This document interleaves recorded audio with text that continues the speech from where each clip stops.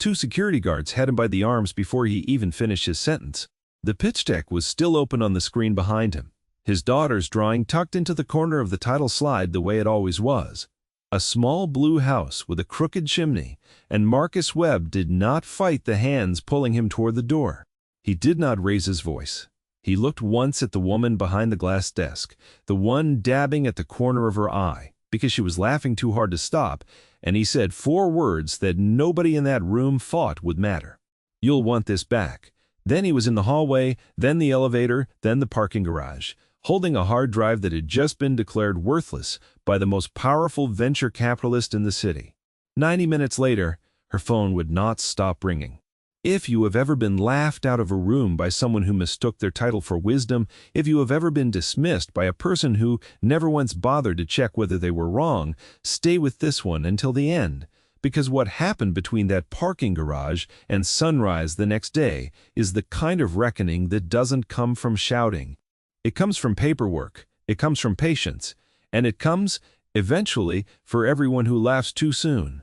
10 days earlier, Marcus Webb had been sitting at his kitchen table at 6 in the morning, packing a lunch into a paper bag, while his daughter Lily argued with him about the merits of cutting a sandwich into triangles versus rectangles.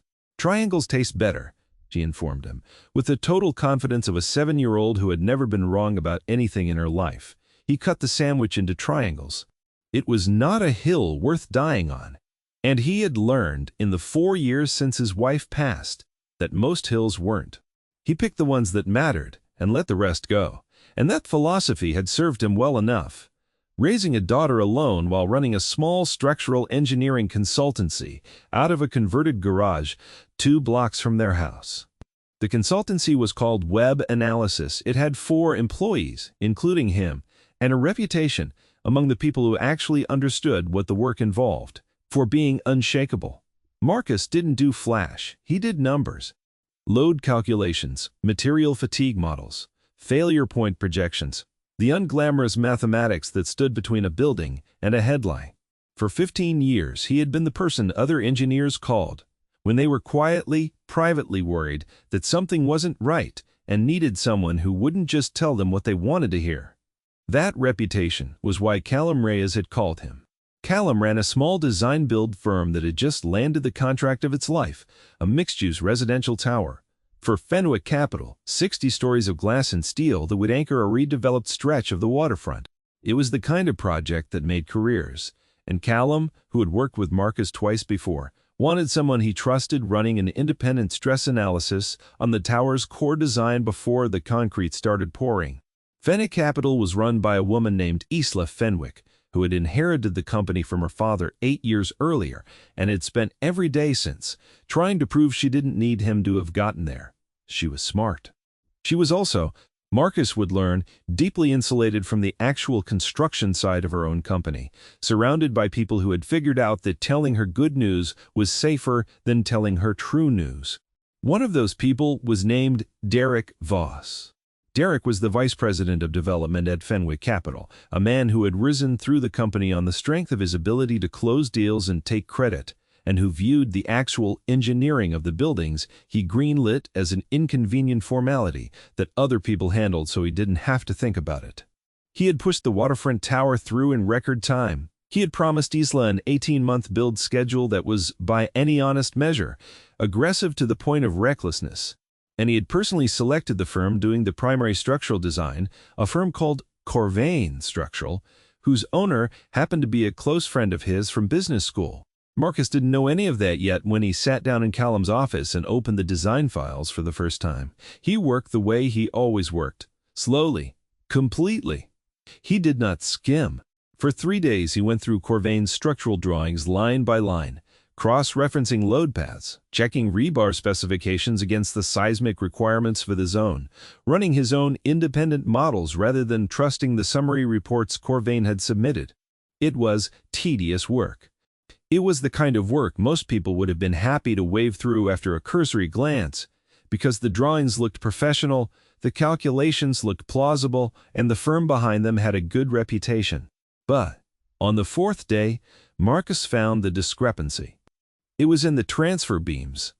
On the 14th floor, the structural elements responsible for redistributing the load from the tower's upper floors down through a narrower footprint at the base, where the building opened up into retail space. The beams as specified were rated for a certain load tolerance. The tolerance was, on paper, adequate.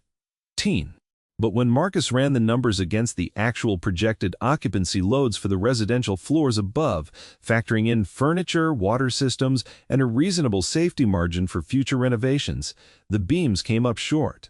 Not by a catastrophic margin, not by something that would collapse the building on day one, but by enough that, over years of settling, temperature cycling, and normal wear, the margin for error approached zero in a way that made Marcus's stomach tighten. He checked it 4 more times. He built 2 separate independent models using different methodologies, because he did not trust a single result, not even his own, until it had been checked against itself from another angle. Both models agreed. The beams were undersized for the actual use case of the building, not the theoretical one Corvain had modeled. He called Callum immediately. "We need to talk about the 14th floor," he said. But... Callum, to his credit, did not argue or deflect. He listened to the full explanation, asked good questions, and agreed the finding needed to go up the chain immediately. That was the difference between a competent partner and a dangerous one, and it was why Marcus had trusted him enough to take the job in the first place. The finding went to Derek Voss the next morning in the form of a formal written report from Web Analysis, 12 pages long, with every calculation shown and every assumption documented. Derek read perhaps the first page. He called Callum within the hour, not Marcus, and his tone, according to what Callum relayed afterward, had been somewhere between irritation and open contempt. He said the finding was overly conservative. He said Corvain's numbers had already been reviewed and approved. He said the project was on a schedule that did not have room for what he called, with a small laugh, audible even secondhand, amateur hour recalculations from a subcontractor's subcontractor. Marcus did not argue with secondhand contempt. He asked for a meeting. The meeting happened 4 days later, in a conference room at Fenwick Capital, and it did not go the way Marcus had hoped. Derek sat at the head of the table, with the easy posture of a man who had never once in his career been made to feel small in a room, and he let Marcus present his findings for exactly 6 minutes before he interrupted. "You understand this project has a hard deadline tied to financing," Derek said. "It wasn't a question." "I understand the beams are undersized," Marcus said. "That's the finding. What you do with the schedule is not my department." Derek smiled the way people smile when they've already decided the conversation is over and are just waiting for the other person to notice. He said Corvain's senior engineer, a man with, in his words, 30 years in the business, had signed off on the design. He asked, not quite rhetorically, whether Marcus was suggesting that a 30-year veteran was wrong and a small consultancy Marcus ran out of, and here he paused for effect, a garage, was right. Marcus did not take the bait. "I'm not asking you to trust my experience," he said. "I'm asking you to run my numbers yourself, or have someone independent do it. I've shown my full methodology. If I'm wrong, it'll show. I'm not afraid of that." Derek said he'd take it under advisement. He did not take it under advisement. Marcus found out 3 days later, from Callum, that Derek had quietly instructed Corvain to issue a supplementary letter reaffirming their original design, and that the letter had been added to the project file specifically to counterbalance and, in Derek's phrasing, contextualize Marcus's report. The supplementary letter did not address the specific load calculations Marcus had flagged. It simply restated Corvain's confidence in their own work, in the kind of vague, authoritative language that reads as rigorous to anyone who doesn't check the math. Marcus read that letter twice. Then he read it a third time, slower, because something about the wording nagged at him. The letter referenced a seismic loading standard that had been superseded 2 years earlier. It was a small detail, the kind of thing that would slip past anyone not deeply familiar with the current code revisions. But Marcus was deeply familiar with them because checking code revisions against submitted work was, quite literally, half of what he did for a living. He called Callum again. "They used the old standard," he said. "Either they didn't update their methodology, or they knew and buried it anyway. Either way, this isn't a difference of professional opinion anymore. This is a documented error being used to override a documented error. Callum went quiet on the phone for a moment. Then he said the thing Marcus had been waiting for someone with more skin in the game to say out loud. If this comes out after the building's up, we're all finished. Not just Corvain, us too, for having signed off on the process. Marcus didn't want to be finished. More than that, he didn't want to be the reason 60 stories of residential tower had a hidden weak point 14 floors up, sitting above families who had no idea their apartment's structural safety margin had been quietly negotiated down by a man protecting a schedule. He put everything in writing. Every version of every model, every email, every date. He was not a man who raised his voice. But he was, without exception, a man who kept a paper trail because he had learned a long time ago that integrity without documentation was just an opinion, and opinions could be dismissed. Documentation could not forever, not by anyone willing to actually look. He requested a follow-up meeting with Derek. Derek declined, citing scheduling conflicts. 4 separate times over the following week. On the 5th attempt, Marcus escalated. He didn't go around Derek by leaking anything or making noise. He simply exercised the one contractual right his consulting agreement with Callum's firm guaranteed him. The right, written into every web analysis contract without exception, to present unresolved safety findings directly to the client's ownership if a finding remained unaddressed after 14 business days.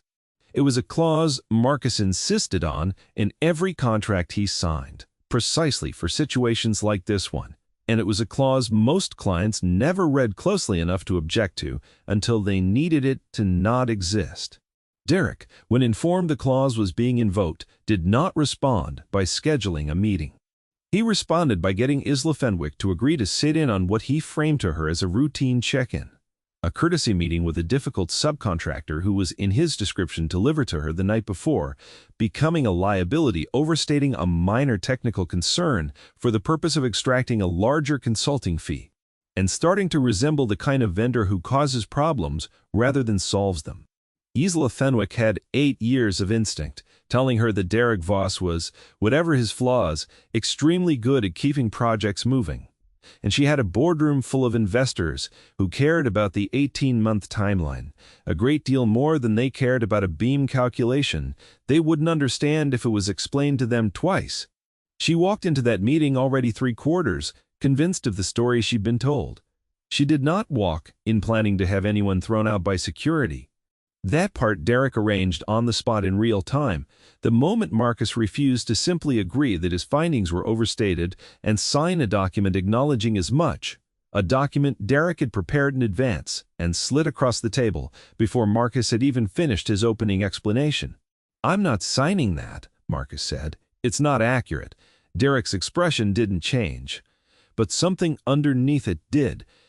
"Isla, sit here for a second. I want to walk you through why this is taking longer than it should," he said, and then he laughed.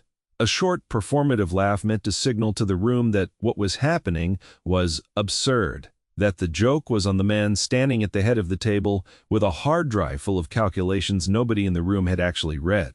Isla, watching the man across the table stay completely calm while being openly mocked, felt something small and quiet start to shift in her, though she would not have been able to name it in the moment. It looked to her less like the reaction of someone caught in an exaggeration and more like the reaction of someone who had already said everything true and was simply waiting for the room to catch up. But she said nothing.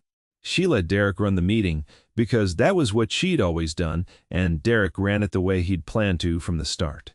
"This meeting is over," Derek said. "Security will help you find the door." That was the moment. That was the room Marcus walked into, 10 days after finding the 14th floor discrepancy. The room where 2 guards took his arms, where Isla Fenwick sat behind her glass desk with her hand half covering, a laugh she didn't fully suppress. Not out of cruelty exactly, but out of the particular blindness of someone who had decided on someone else's word. What kind of person was in front of her before he'd said a word in his own defense? "You'll want this back," Marcus said, holding up the drive as the guards pulled him toward the door. Nobody in the room asked him what he meant. They were too busy, enjoying the theater of it. He drove home with the radio off. Lily was at his sister's house for the afternoon, and the garage-turned office was quiet when he got there, quiet in the particular way it always was. Tools arranged on their pegboard in the exact positions he'd left them, blueprints rolled and labeled on the shelf. A framed photo of his wife on the desk beside a drawing Lily had made of the two of them standing in front of a building neither of them had ever actually seen, because she liked to imagine what her father built even when what he actually did was mostly invisible, buried in numbers nobody but other engineers ever saw. He sat down at his desk and did not, as it happened, feel angry. Quote, and he felt mostly tired, and underneath the tired, something more familiar.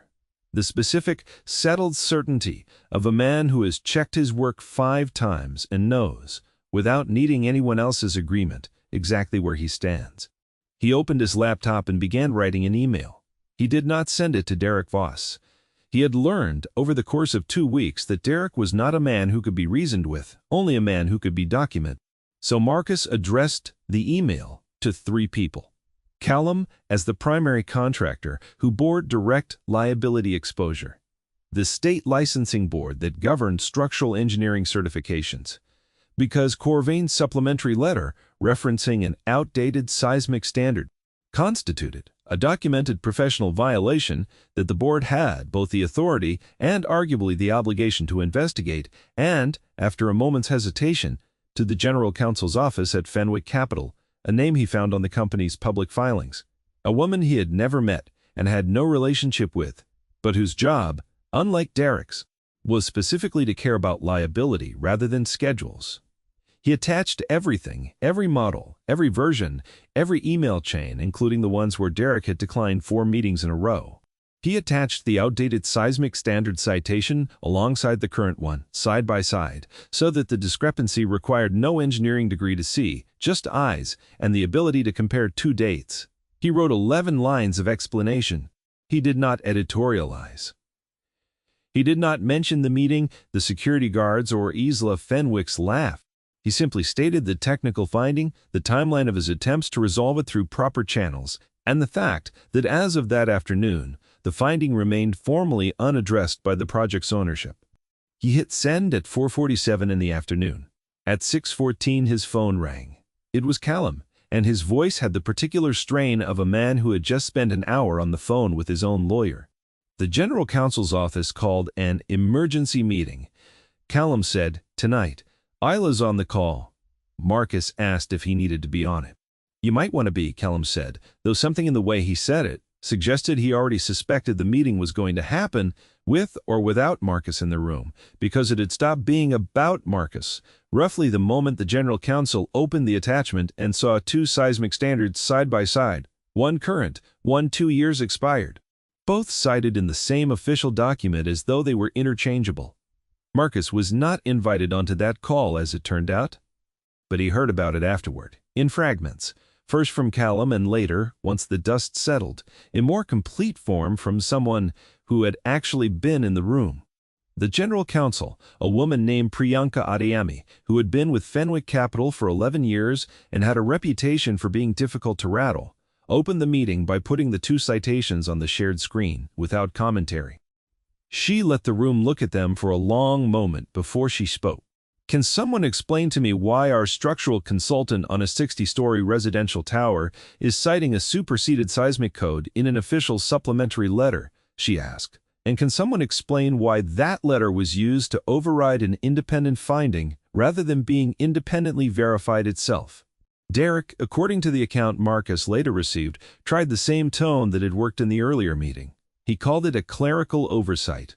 He said Corvain's underlying engineering was still sound regardless of which version of the code was cited, that this was a paperwork issue being blown out of proportion.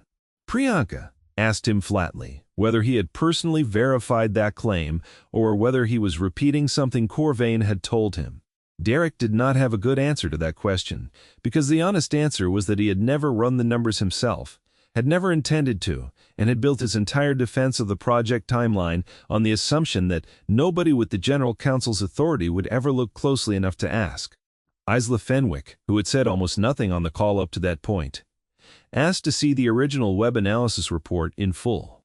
She read it once, quickly, the way people read documents when they're looking for the headline rather than the substance.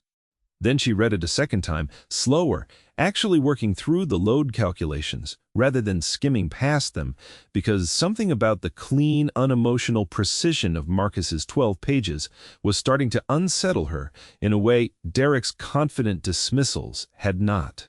Then she read it a third time. By the third reading, she was no longer looking at it as a dispute between a subcontractor and her vice president of development. She was looking at it as what it actually was, a documented, technically sound warning that had been raised through every proper channel available, and systematically deflected, delayed, and finally buried by someone whose primary qualification for making that call was that he was very good at sounding certain. She thought, unbidden, about the laugh. She had laughed, or nearly had, sitting behind her desk while a man who had turned out to be right was walked out by security for the crime of refusing to sign a document that wasn't true. She had let Derek's contempt become her own, on loan, without checking whether it had been earned. She ended the call that night by ordering two things: an immediate, independent, third-party structural review of the entire tower project, to be conducted by an engineering firm with zero prior relationship to either Corvain or web analysis, and a full audit of every decision Derek Voss had made on the project going back to its inception. She did not call Marcus that night. She would later say, in a conversation Marcus wouldn't hear about until much later, that she didn't feel she'd earned the right to call him yet, not until she understood the full shape of what had happened, and what her own part in it had been. The independent review took 11 days. It confirmed, in language considerably more clinical and considerably less kind to Corvain than anything Marcus had written, that the 14th-floor transfer beams were undersized for actual projected loads, that the supplementary letter from Corvain contained a material citation error that a competent senior engineer should have caught, and that the original web analysis report had been, in the independent reviewer's precise phrase, methodologically sound and its conclusions substantially correct. The audit into Derek Voss took considerably longer, because, once investigators started looking, they found more than a mishandled beam calculation.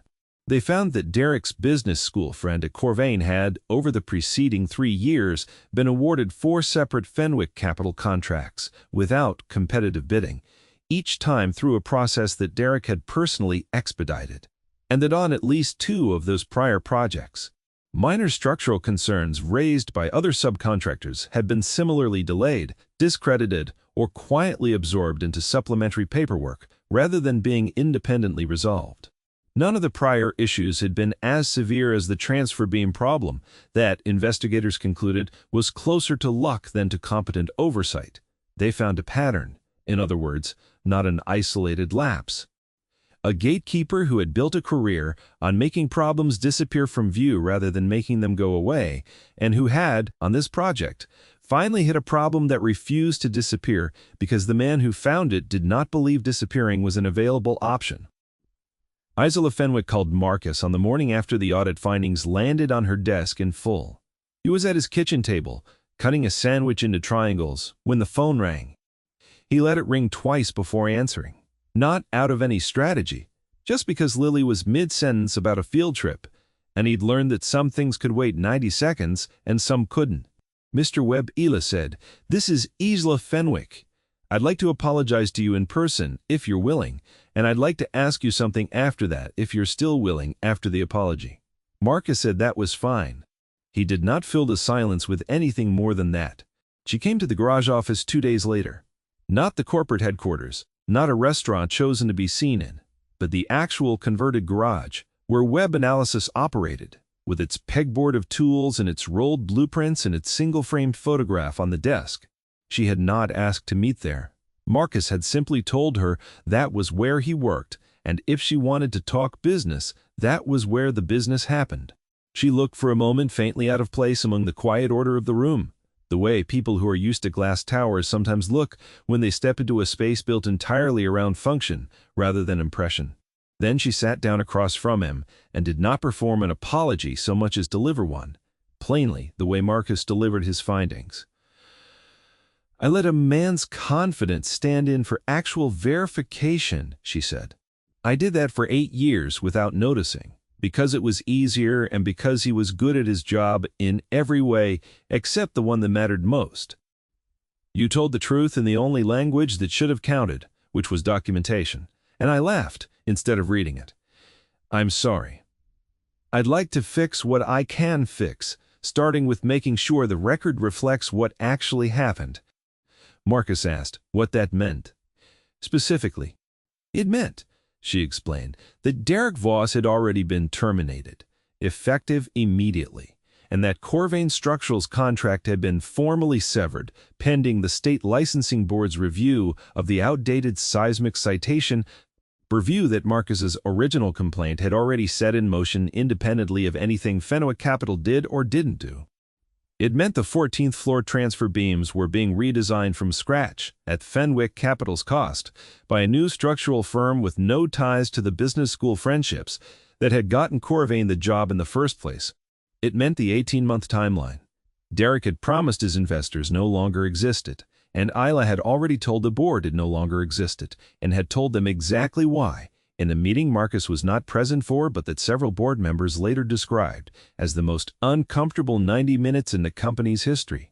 90 minutes that had started with Isla's phone ringing off the hook the evening after that first email landed in the general counsel's inbox, because word travels fast through a board when a licensing complaint, a legal liability, and a public relations disaster all arrive in the same 24 hours. It also meant Isla said that she wanted to offer Marcus a position, Director of Structural Integrity, a newly created role with authority over every project. Fenwick Capital undertook full independence and a seat, if he wanted it, on the internal risk committee that would report directly to her rather than to any development executive.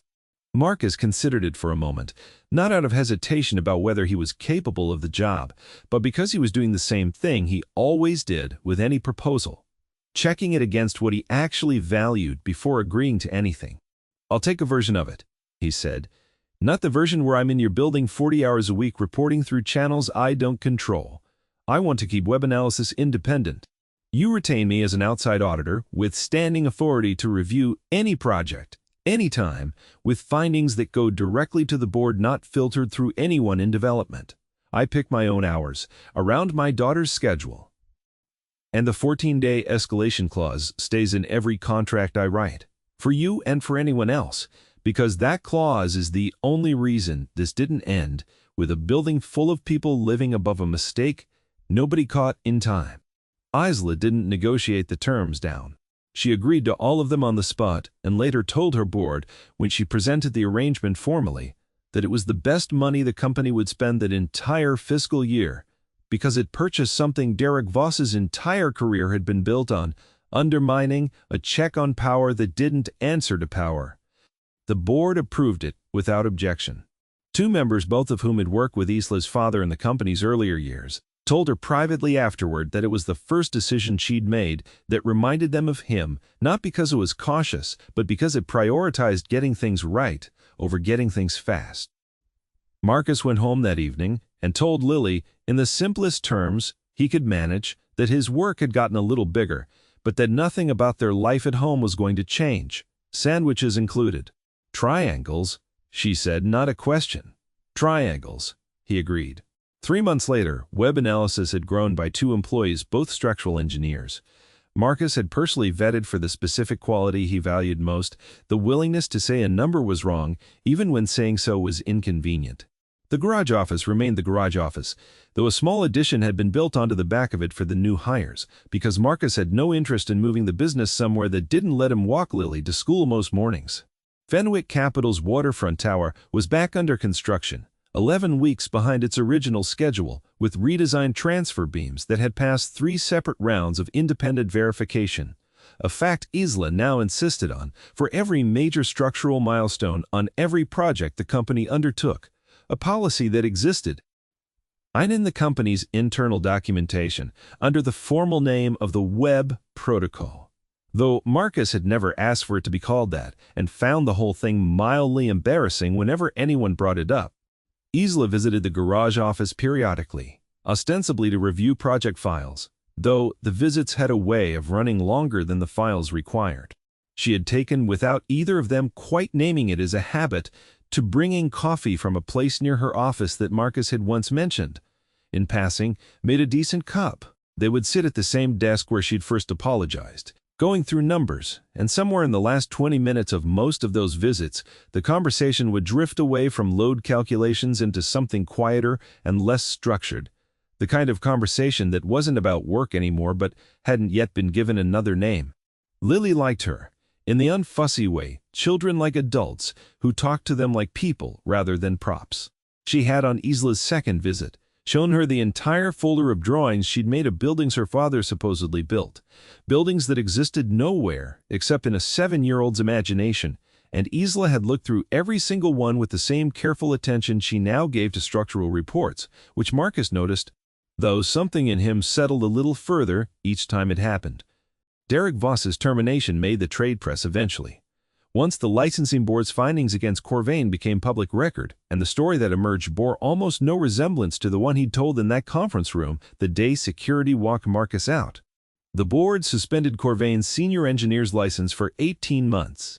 Derek's name appeared in 2 follow-up articles about the audit findings, neither of them kind, and he did not resurface in any comparable role at any comparable company, because the industry, for all its flaws, tends to remember exactly one thing. Clearly, who got people hurt trying to protect a deadline. Isla, for her part, made a habit in the months that followed of reading things 3 times before she believed the confident version of a story over the documented one. She started asking a single question in every project review meeting that Derek would never have thought to ask, and that most executives in her position never bothered to. Has this been independently verified, and by whom, and can I see their math? It was not a dramatic question. It did not announce itself as a lesson learned, but it changed, quietly and permanently, the way decisions got made inside a company that had spent years rewarding confidence over correctness. And it meant that the next time someone tried to bury an inconvenient finding under a supplementary letter and a laugh, there would be a woman on the other end of the phone who had already learned, the hard way, exactly what that laugh could cost. Marcus never asked for an apology beyond the one he'd already received, never brought up the security guards again, never mentioned Isla's laugh in the boardroom that day, except once, gently, months later, not as an accusation, but almost as a private joke between them. The kind 2 people share once they've moved past something and can finally afford to look at it directly. "You really thought I was bluffing," he said, sitting across from her at the same desk, coffee going lukewarm between them. "I thought a lot of things that turned out to be wrong," she said. That was just the loudest one. He didn't say anything to that. He didn't need to. Outside, the garage door stood open to the afternoon, the way it usually did when the weather allowed, tools arranged on their pegboard exactly where they'd always been, blueprints rolled and labeled on the shelf, and somewhere down the hall, Lily was narrating an elaborate architectural story to nobody in particular, about a building with a crooked chimney that, in her telling, never once fell down, because the man who checked its numbers had checked them 5 times, and never once needed anyone else's permission to be right.